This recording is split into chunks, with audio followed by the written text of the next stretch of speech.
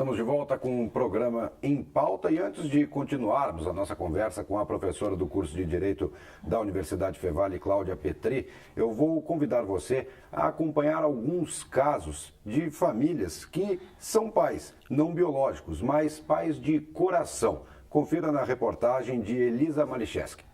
Quem chega na casa de Alessandra encontra uma família completa. Mãe, pai e os 2 filhos biológicos do casal descobriram a pequena Nina há 3 anos em um abrigo no Rio de Janeiro. Nas fotos, a lembrança do primeiro encontro. Nos braços, a filha cheia de amor. Aquele dia foi um dia muito especial. Foi uma segunda-feira, eu parei na porta do abrigo, minhas pernas tremiam muito.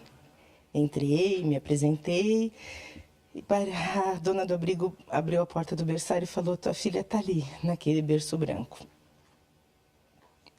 Eu parei na frente daquele berço branco e por 10 minutos eu só chorei, agradecendo a Deus pela dádiva de ter encontrado minha filha.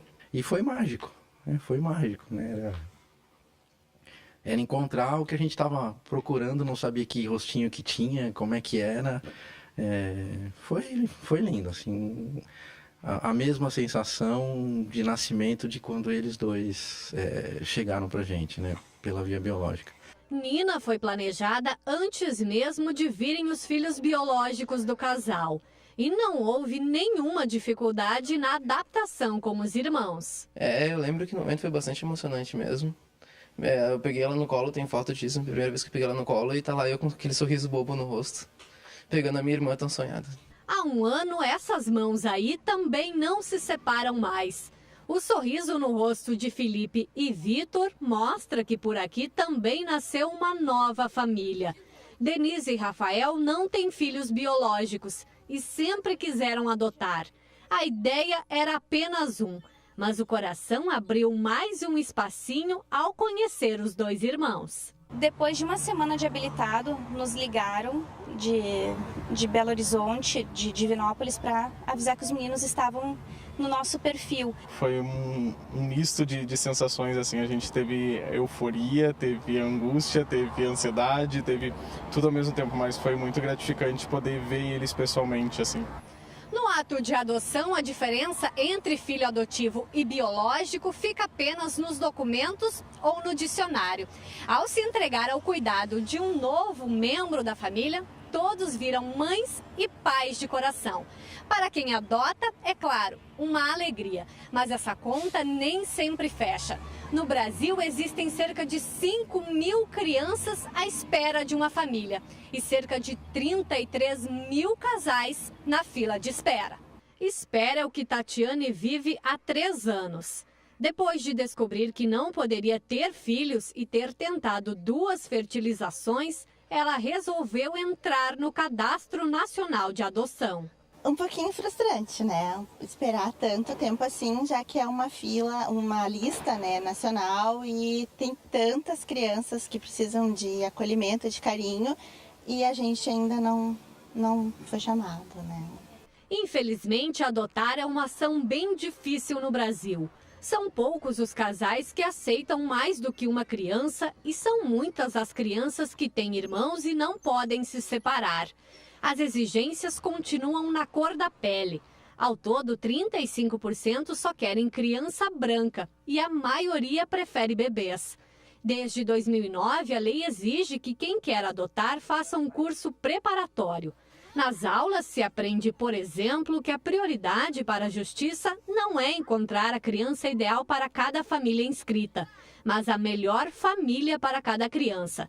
Quem já conseguiu, aconselha a ter mais flexibilidade. Essas pessoas têm que olhar um pouco mais como é a realidade dos abrigos, a realidade do perfil hoje de adoção. E se essas pessoas estão muito tempo na fila, que elas analisem o fato de, daqui a pouco, poder aumentar o perfil. Porque criança maior, o que a gente chama de adoção tardia, parece ser um bicho de 7 cabeças, mas bem pelo contrário. É muito mais gratificante, digamos assim, do que a espera de um bebê. Se você quer adotar, a espera é dura. esses 3 anos foram anos muito difíceis, muito angustiantes, mas que sumiram a partir do momento que eu tive minha filha nos braços. Então, se você quer adotar, tenha bastante paciência e amor dentro do coração. Uma nova versão do Cadastro Nacional de Adoção está sendo elaborada pela Corregedoria Nacional de Justiça com a intenção de tornar o cadastro mais moderno e facilitar o cruzamento de dados entre os pretendentes e as crianças de todo o Brasil, e ainda avisar os juízes sobre essa compatibilidade.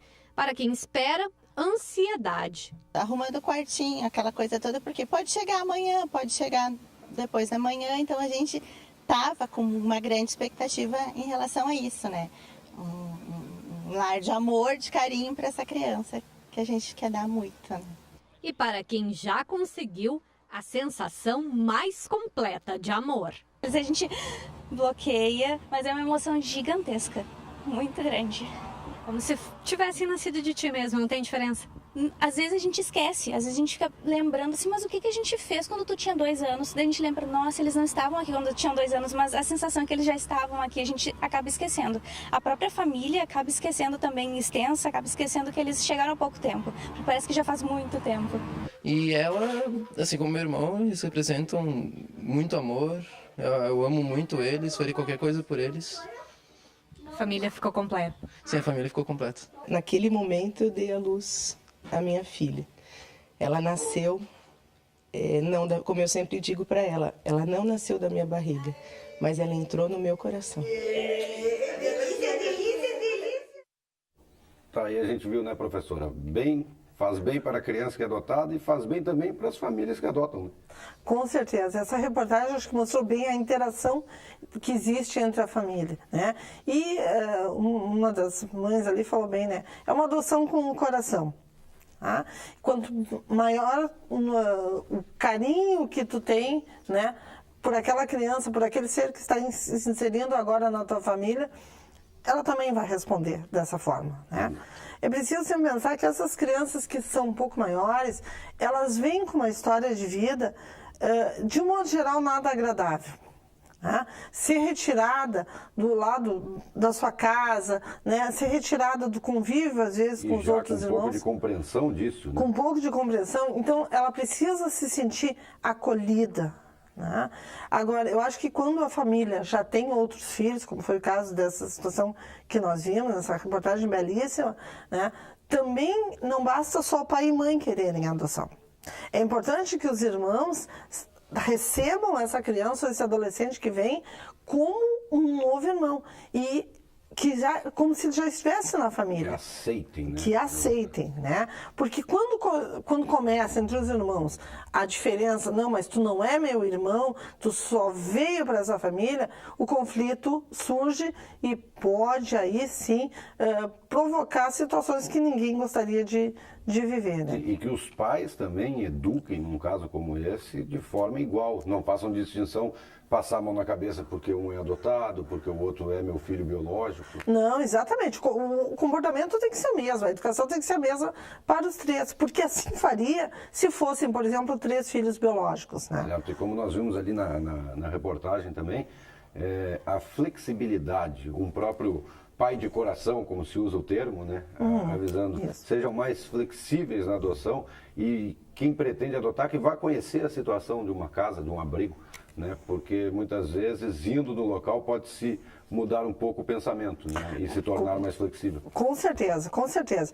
Eu acho que muitas vezes as pessoas que têm algum tempo disponível, né? Que daqui a pouco estão meio deslocadas, pensando o que vão fazer da vida, se começassem a participar, de repente, como voluntários em algumas atividades desses abrigos, teriam um olhar muito mais abrangente sobre a situação.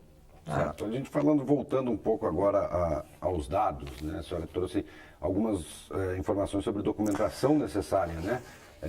Para que se consiga adotar uma criança. O que a gente precisa? O que uma pessoa, o que um pretendente à adoção precisa entregar para a justiça para que ele possa passar a concorrer em termos de documentação? Bom, ele vai preencher uma ficha, que é uma avaliação psicossocial para cadastramento como pretendente à adoção. Então, claro, vai precisar dos dados todos, né? E aí CPF, RG, comprovante de residência, né? Nessa ficha também é perguntado qual é o nível de escolaridade dos pais, não que isso seja impedimento, longe disso, né? Faixa salarial, qual é a religião, né? Nós vivemos num estado laico, então também não há qualquer problema em não preciso ter uma religião, ser católico específico, né? Também se pergunta se o casal tem filhos ou se a pessoa já tem filhos biológicos, né? Se tem filhos adotivos, se ela participa de algum grupo de adoção. Tá? Os dados a respeito da sua atividade profissional, né? E também, né, qual é o perfil da criança desejada. Tá? Então, pergunta, quantas crianças deseja adotar? Faixa etária, qual é o sexo? Se ela aceita adotar crianças de um outro estado, e aí quais os estados? Tá? Se ela pretende adotar uma criança de qualquer raça ou alguma raça específica. Né? Também se pergunta se ela aceita a criança com alguma doença tratável, doença não tratável, com deficiência física, deficiência mental, com o vírus HIV, né? Ou se não há qualquer restrição a essas doenças, né? E outras perguntas que são bem de caráter pessoal, como, por exemplo, como é que surgiu o interesse de adotar uma criança ou um adolescente? Eu faço essa distinção, Bruno, porque o Estatuto da Criança e do Adolescente fala que criança é aquele indivíduo até 12 anos incompletos. Dos 12 aos 18, 12 anos completos, seria já um adolescente, né? Pergunta também se fez tratamento para infertilidade, né? Quanto tempo, tá? Quando é que tomou a decisão de adotar, quando é que vai contar para a criança, se é que vai contar, tá? E que expectativas tem em relação a essa criança? Porque nós sempre temos que pensar que nós não estamos buscando uma criança para completar aquela família. Nós estamos buscando, na verdade, uma família para aquela criança. É o oposto. É o oposto. Né? Algum desses itens pode ser empecilho para que a adoção seja realizada?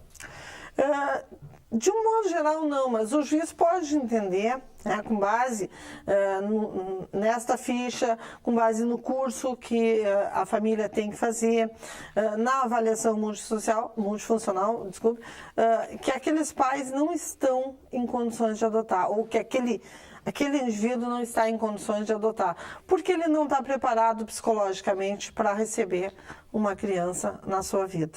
Tá certo, então, professora.